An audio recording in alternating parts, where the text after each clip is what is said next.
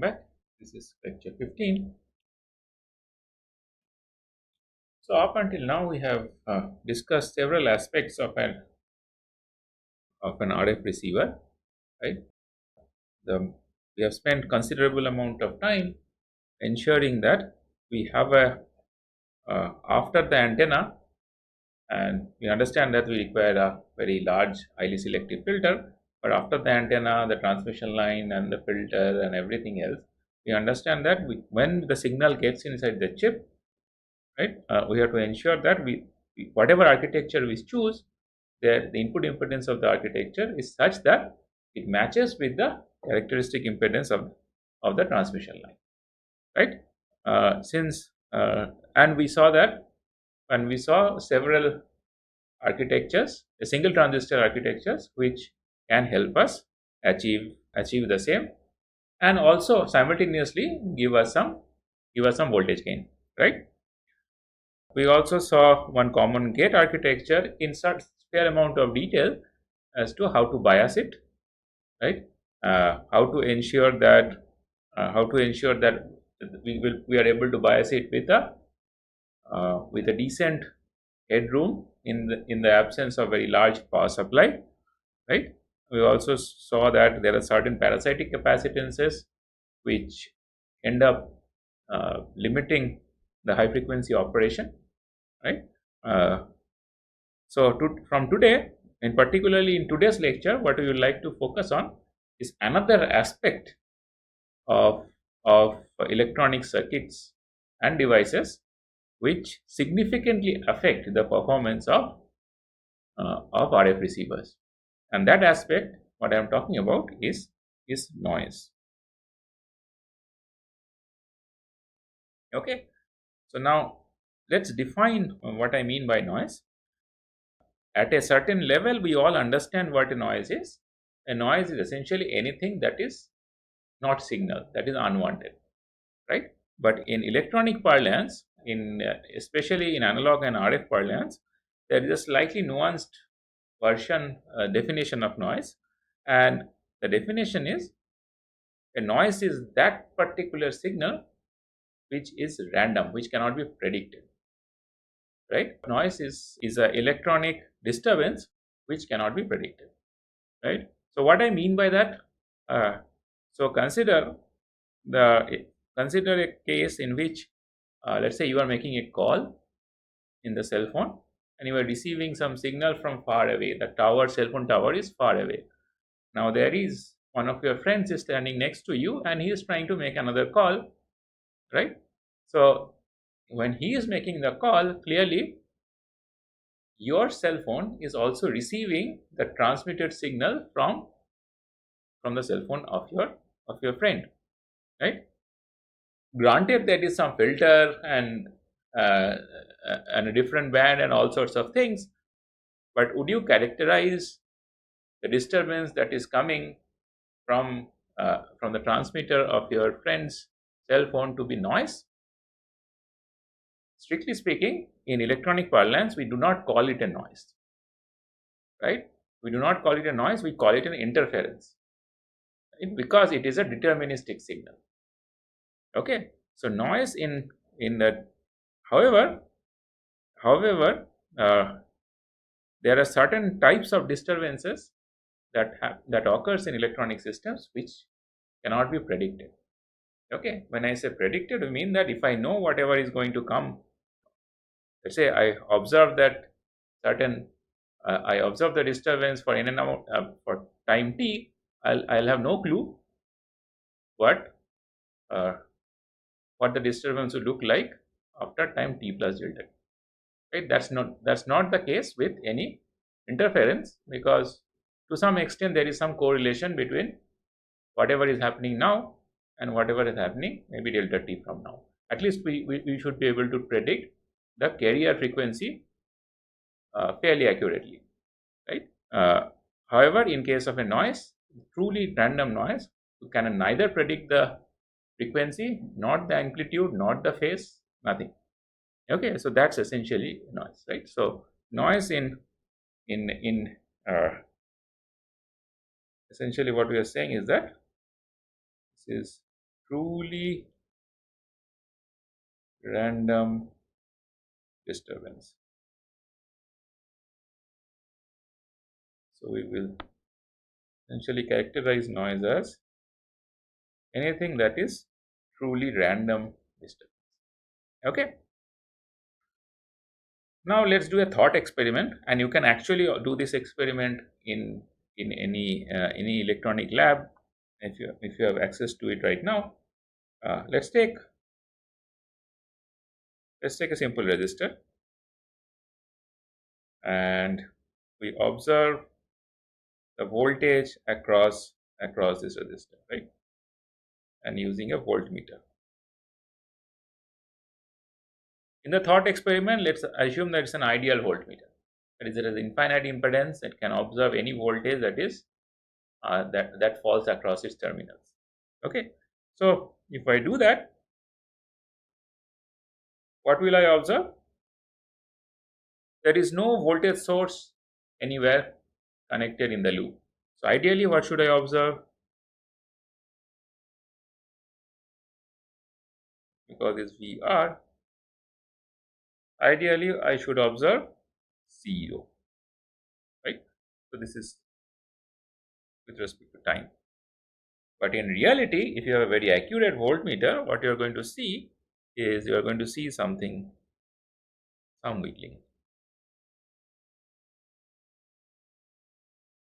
Very difficult to predict what this wiggling will be, but you are going to see some wiggling. Okay. Moreover, let's say you do the experiment now and you observe it for a certain amount of time, you are going to see some wiggling, and then you do the experiment again. This is experiment 1, let's say this is experiment 1, and then you do the experiment again. You come back to the lab the next day and you do the experiment again, that is experiment 2. You connect the voltmeter with the same resistor that you had, no change, and you observe the output. So again, you know that it will not be 0, it will be wiggling. But what we will not see is a repetition of the previous waveform.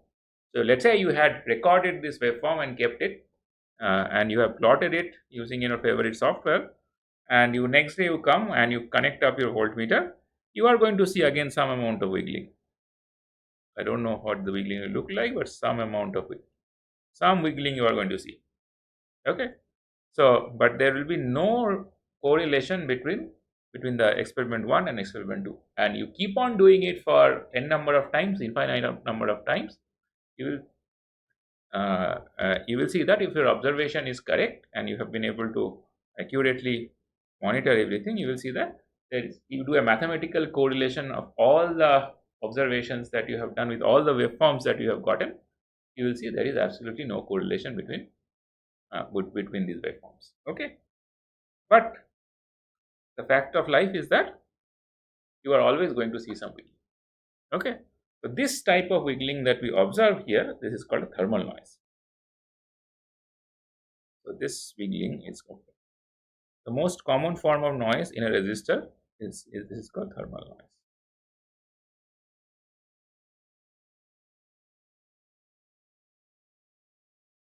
Okay, and the source of this wiggling is essentially, as the name suggests, is temperature. As you see, if you do the experiment again by reducing the temperature, you are going to see, again, you will not be finding any correlation, but you will see on an average the intensity of the wiggling will drop. Okay, and if you go to absolute 0 Kelvin, then in principle you should see 0 wiggling. This is similar to having this Brownian motion. In analogy is similar to that of a Brownian motion that we have learned in school. Here, the source of this wiggling is essentially because there is an ambient temperature, there is some random movement of the carriers, and because of the random movement of the carriers, you get, regardless of whether there is a battery in the loop or not, some carriers escape the boundary of the device, and the voltmeter is able to capture that movement, right? if they escape in this particular experiment, if they escape the boundary of the device and they land on the terminals of the voltmeter, it will be able to capture some movement. So you never know how many electrons escape and when do they escape. But as and when the voltmeter records that movement, it throws up some waveform, and that is the waveform that we are observing. Okay, so now this is what we have observed. Now there is a whole bunch of very intricate mathematics that has been developed in modeling this noise, right?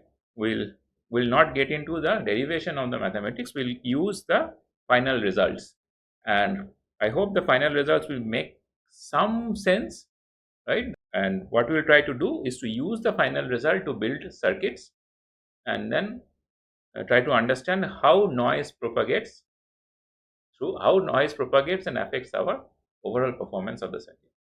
Okay, given that we cannot get away with thermal noise, it is a fact of life. It will be there, you like it or not. What we have to do is to ensure that how do I build circuits in the presence of thermal noise and such that the circuit still works. Okay, so for that we need to understand how does the model of a thermal noise looks like. So we'll start off with the model of thermal noise in a resistor, then we'll move on to transistor, and then we'll take it one step at a time. Okay, fine. So now let's do the same experiment, same thought experiment again. So instead of now connecting this resistor to a voltmeter, what we'll do, we'll have an ideal band pass filter around some frequency f0 of having a bandwidth delta f. It's an ideal Breakwell filter, and now we are going to put a voltmeter here. So all we have done with respect to the previous experiment is put a ideal band pass filter having a very small bandwidth of delta f centered around some arbitrary frequency f0. So f0 can be 0, f0 can be 1 gigahertz, 100 megahertz. It's centered around that. Okay. So what are we going to what are we going to observe at the output? So we understand that there is a wiggling that happens across at the input port of the band pass filter. What should the output port of the band pass filter look like? So again, the output port of the band pass filter will also see some wiggling, but the wiggling will be severely attenuated now, because the wiggling that happens because so note that this sequence or this spectrum has some frequency. This time domain waveform has a spectrum associated with it. You basically record it and do a Fourier transform. You are going to get a spectrum. Now, when you have a spectrum and you pass the spectrum through a bandpass filter, ideal bandpass filter, a Breakwell bandpass filter, what is the bandpass filter going to do? It is going to reject everything other than the part of the spectrum that lies within the bandwidth, right? So which essentially means that it's blocking away most of the power associated with that waveform, and it is only letting go. It is only passing only a small fraction of the power, right? Which means that whatever waveform that you are seeing at the input of the Breakwell, just at the output of the resistor, it will get severely attenuated. Not only attenuated, only that part of the spectrum of the noise waveform that you see at the input of the bandpass filter, which falls within plus minus delta f by 2 around f0, is going to come out. Okay. Now, as it turns out, if someone does this experiment, people have done this experiment multiple times, and as it turns out that if you observe the power spectral density of the waveform. Now, what is power spectral density? It is so if you now observe the output, that is, if you observe the output across the voltmeter, you are going to see some wiggling. Now, let's say I do not want to use a voltmeter, I use a power meter. Right? So let's say I use a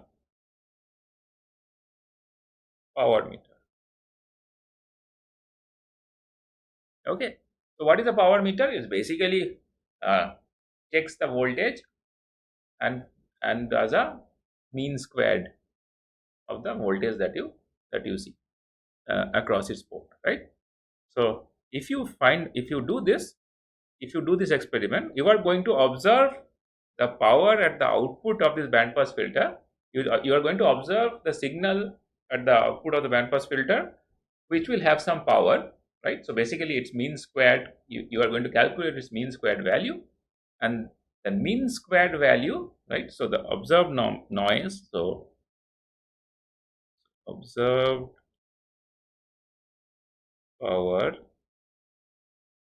right, divided by the bandwidth delta f, right? When delta f tends to 0, it's called the power spectral density,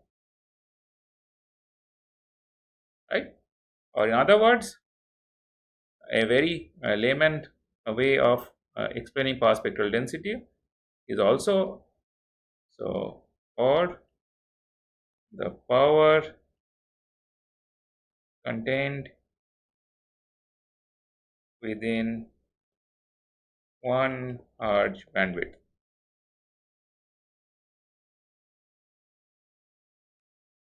It's called the power spectral density, right? But I mean, this is a very layman's way of explaining, but a more truly accurate explanation of power spectral density is this. Okay, and the symbol that is associated with power spectral density is generally S, right? And if we are observing the voltage output and trying to find out its power, it's often called SV. Okay, so now as it turns out, if you do this experiment with a resistor, this SV is always 4 kT times R, right? Where K is the Boltzmann constant,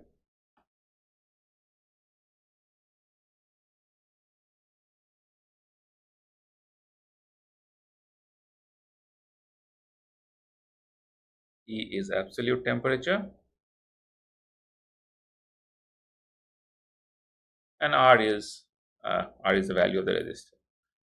Now note that the important part associated with this formula of this observation is that the resistor can be of any type. It can be a carbon resistor, it can be a semiconductor resistor, it can be a metal resistor, it can be it can as well be a potato, right? It can be a piece of wire, it can be a piece of cloth. It doesn't matter, as long as the value, if the resistor value is R, the observed power spectral density is 4 kTr. It is independent of the material with which the resistor has been made. Okay. So there are some handy rule of thumb that are often useful. So at room temperature, the IET is equal to 290 Kelvin. For R is equal to 1 kilo ohm. Here SV is approximately 16 into 10 to the power minus 18 whole square per hertz. Okay. So now there is there is one more explanation that needs to be uh, that needs to be done before we move ahead. So note the unit of this power spectral density. So even though we call this power spectral density, the unit is not watts. unit is volt square. The reason is, if you remember, so what I talked about is you take the mean squared, the power meter, what did it do? It essentially, it is what are you observing? We are not really observing the power, we are observing the mean squared voltage, right? So let me, for the sake of clarity, let me write this mean squared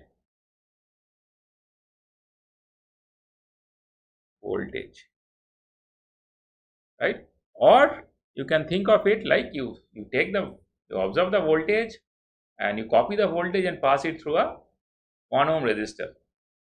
The power dissipated on the 1 ohm resistor is essentially the power, right? So either way, the value will not change, the unit is going to change, right? If I am doing the mean squared voltage divided by delta f, then we call this a voltage power spectral density.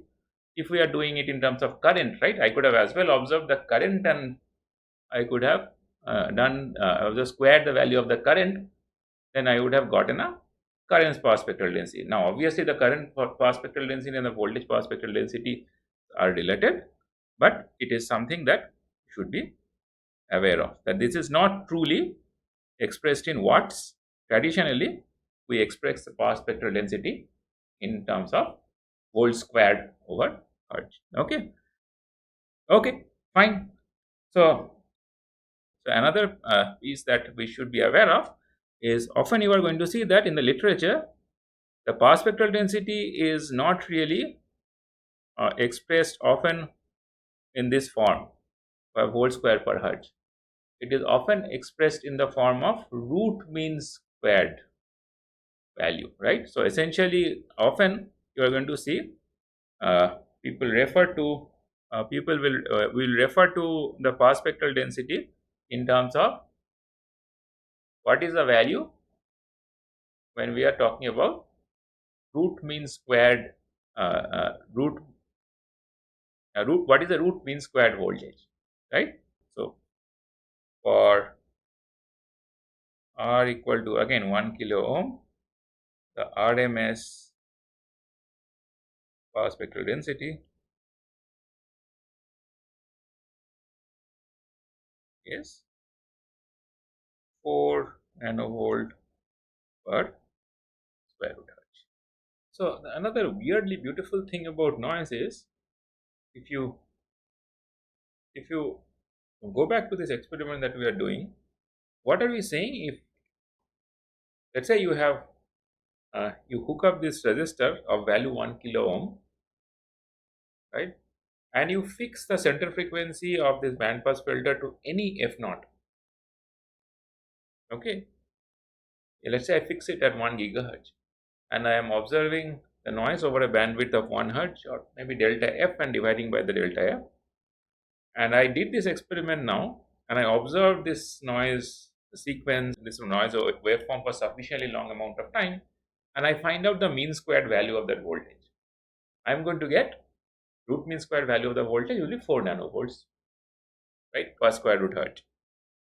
Then I do another experiment, the same experiment, right, at another time. I'm going to get another waveform, another voltage waveform, and that voltage waveform will be completely different from the first experiment.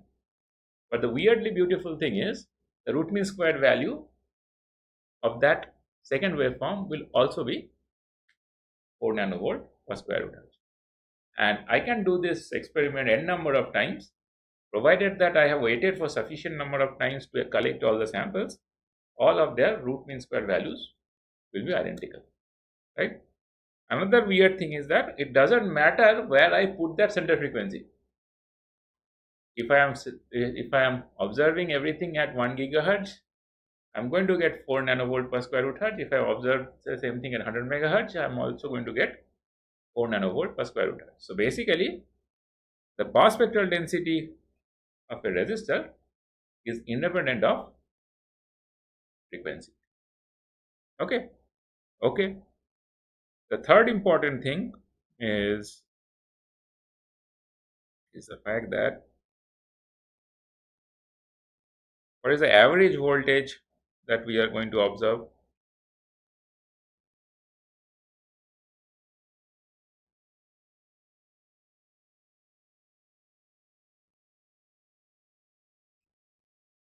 The average voltage, so basically what I'm saying is, instead of observing power, right? So in the first experiment, I take the average of this whatever I observe in experiment 1, experiment 2, and so on. What am I going to get? I clearly cannot get any non-zero value, right? Because if I get a non-zero value, I can effectively then generate free power out of it, right? So if I get a non-zero value, what I can do simply do is generate a DC current or a DC voltage out of it and use it for energy. So that basically is uh, that's against the laws of nature, right? You cannot really get free energy from nothing, isn't it? It I mean, effectively, when everything is in thermal equilibrium, right, there is no net energy transfer shouldn't be there. So which essentially means that I cannot really extract any energy out of noise, right? So which essentially means that the average voltage across the resistor has to be 0, right? So essentially your mu is the average voltage, that is mu r should be equal to 0, and the path spectral density or the RMS value, RMS power, is essentially under root 4 kTr by square root. Okay, so these are the two things that we need to know about resistors, thermal noise in resistors, and that is sufficient for us to proceed. Okay, now the second important thing that we need to know about passives is inductors and capacitors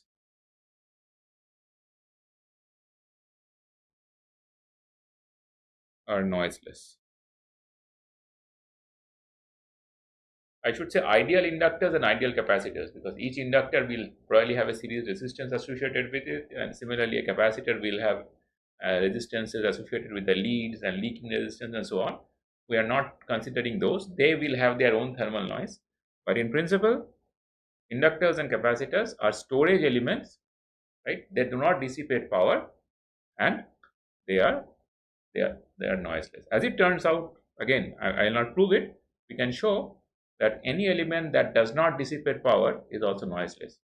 Or in other words, if any element, there is any dissipative element, right? If there is any element that dissipates energy, also contributes to thermal noise, right?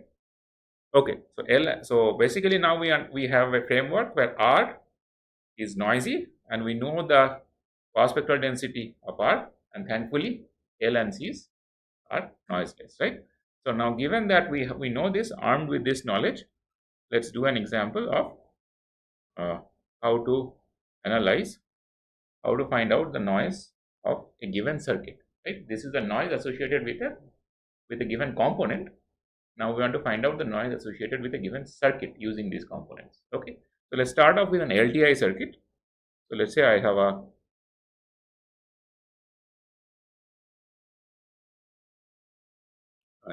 RC circuit, good old RC circuit.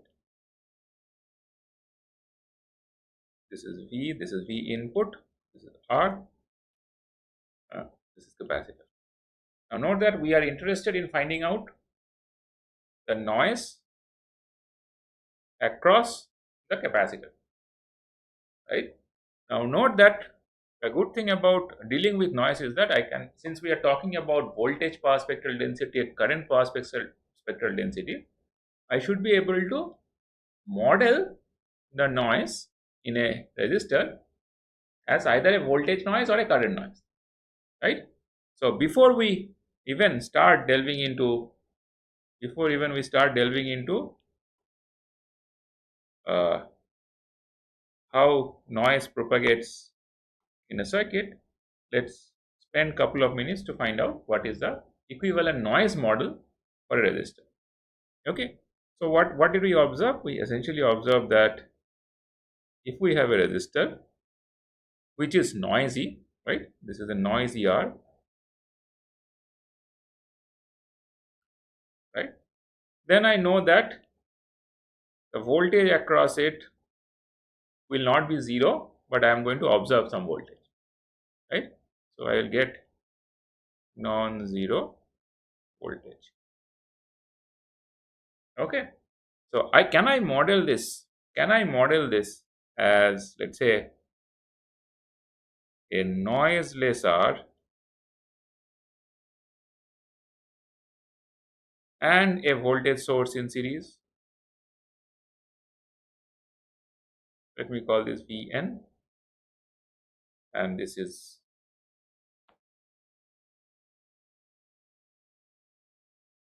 V naught, this is V naught n, V naught n. So can I, if I can model the circuit on the left as the circuit on the right, where the resistor is noiseless, but I have a voltage source which creates the identical noise, right, as in the circuit on the left, then probably I should be able to model this. I'll have a framework in which I should be able to use these voltage sources in series parallel and use all the laws of KCL and KVL to do all the analysis, right? So if the circuit on the left and the right have to be equivalent, what should we check? We should check for the two properties of noise that we need to be aware of. One, we should ensure that obviously the mean the mean of the noise that I observe in V on should be 0 in either case, and the power spectral density should also be identical, right? And that is the minimum that we should check for, right? So what about the mean? So clearly the mean of the circuit in the left and the mean in the circuit in the right are the same, right? Because the voltage that I am going to observe across each of them are supposed to be identical. Okay. So now the question is, and since your voltage is essentially, since in the circuit on the right, your V on is essentially Vn, right? As your V, I should not write V on because VON. It seems like I'm writing up something about this on voltage. So I will change this to nomenclature. Let me just write it as VO. Okay, or VNO. Right? So voltage at the output, noise voltage at the output. So clearly, the Thevenin equivalent if of the circuit on the left and the right, if they are identical, then VNO is essentially equal to Vn, right? So which essentially means that your VNO is equal to Vn, right? So what is the power spectral density of VNO, which is 4 kTr? So this implies that 4 k or power spectral density at the output SVNO should be equal to 4 kT, right? Which essentially means that I should be able to model this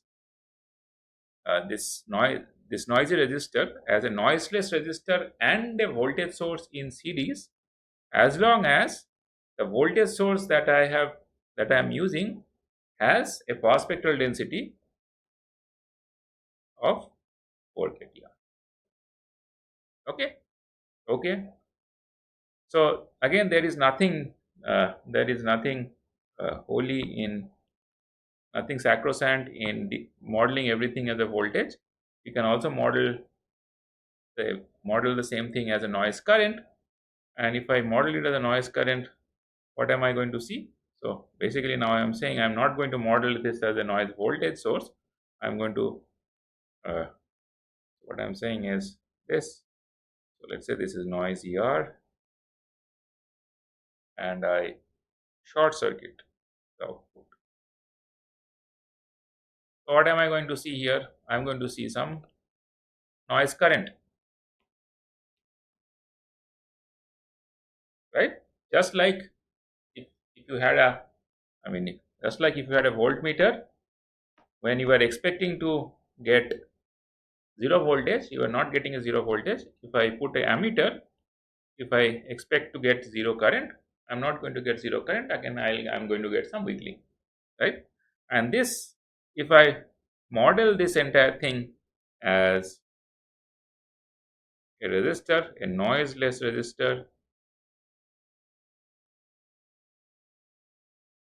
and a current source in parallel,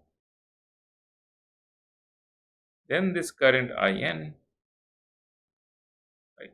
So this INO should be equal to this current IN, right? The question I am asking is that what will be this?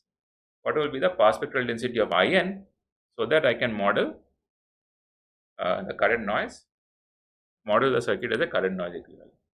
Okay. So how do I get to know about this? So I know that from our Thevenin's theorem, right? I know that this or rather if I do a source transformation between, not about Thevenin's theorem, I apologize. If I do a source transformation between this and this, what would I get? I'll get IN to be equal to Vn by R.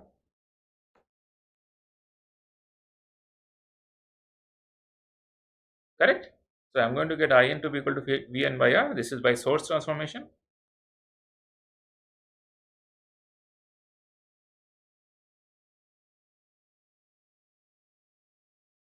Between, let's say, A and B.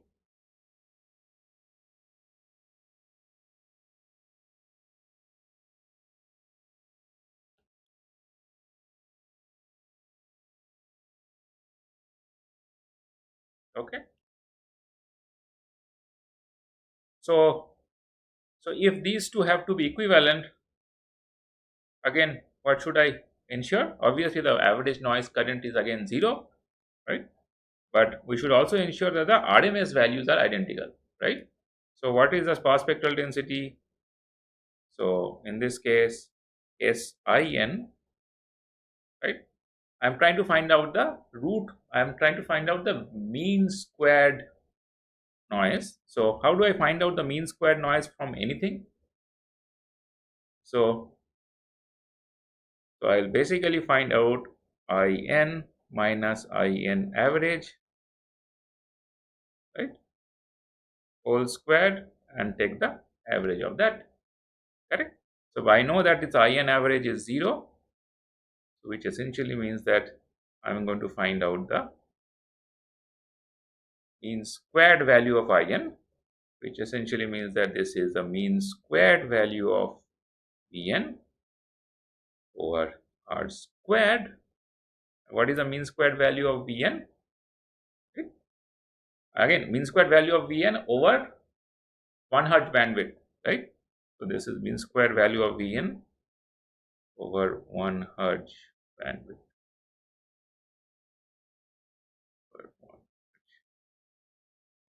which is equal to 4 kTr over R squared, which essentially means that SIN is 4 kT over R, or 4 kTg.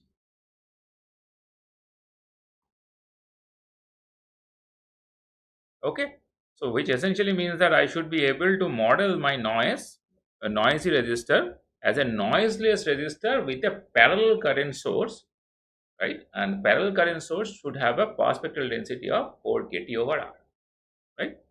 Okay, so armed with these two observations, we can now do one example. So now the example that we started off with was resistor, capacitor, and we want to find out the voltage across the capacitor, the noise voltage across the capacitor, right? So now this is the input Vi, Now, fortunately, since noise is uncorrelated, there is no relationship of the noise that the resistor is generating and whatever the source input Vi has. Okay. So firstly, what should I do? I can basically replace the resistor with this noise equivalent voltage source Vn and a noiseless resistor R, right? And then since I know that the noise that is getting generated from the resistor R has no correlation with the input, right? I can basically use superposition to analyze. If I want to find out the signal contribution, I can basically assume that the Vn is not there and only Vi is there, and if I want to find out the noise contribution, I can assume that the Vi is desensitized and only the noise source is there, right? So use superposition to find total voltage including noise.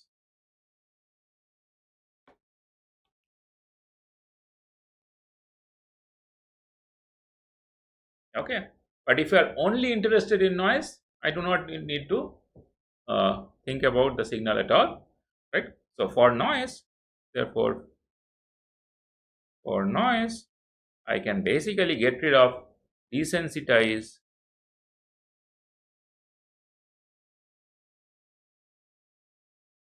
all sources other than the noise source of interest.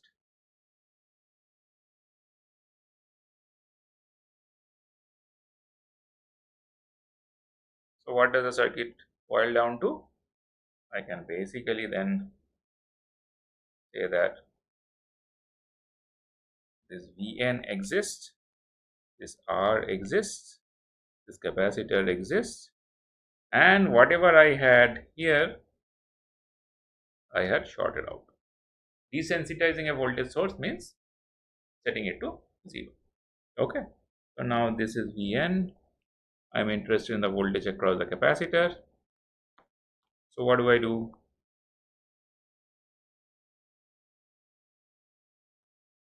Vno essentially, I mean, this I can do as well as I can do a linear circuit analysis that I usually normally do. So Vno, since we are, I mean, it's easier to do it in, I mean, it is easier to do it in a frequency domain than in the time domain. Why?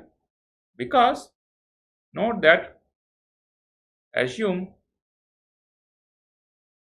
we are interested in a delta f bandwidth around f, around some f naught, right? So why is it easier to do this analysis in frequency domain? Because I know the pass spectral density of the resistor in frequency domain. In time domain, you cannot really do this analysis because there is no sanctity to what sequence you are going to get, because noise is random. However, in frequency domain, I know that the pass spectral density is constant.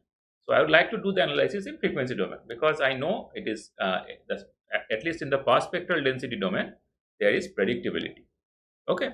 So now, if we assume that around delta f, right, I know that around delta f, the pass spectral density of the voltage source is 4 kTr, right?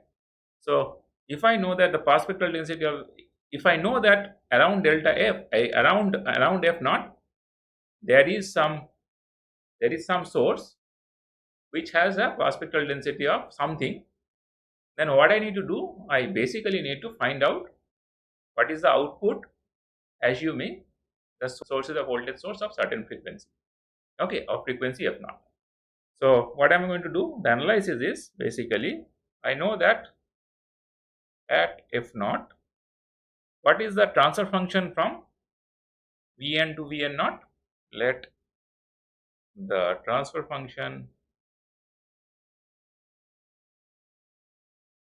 between Vn to Vn naught be equal to h of, right? Okay. So what is it again telling you? It's basically telling you that if there is a sinusoid of frequency f naught at the place wherever Vn is applied, the output voltage will be h f naught times the strength of the sinusoid that has been applied. Okay. So, but I know that Vn is a noise source, so there's no point in talking about deterministic signals, and there is no point in talking about phase also, right? Because the only thing that makes sense in a noise source is power, right? So, what is the power equivalent? So, what is the power equivalent that I am going to get? So, I am going to get over 1 hertz bandwidth your V in frequency domain, I should say Vn naught squared is essentially mod of hf naught squared times Vn squared, right? Or I should simply say, right? So this is again using, I'm basically finding out the power in frequency domain, right? So I should again be more careful here. I should say Vn naught f squared, Vn f squared. Okay.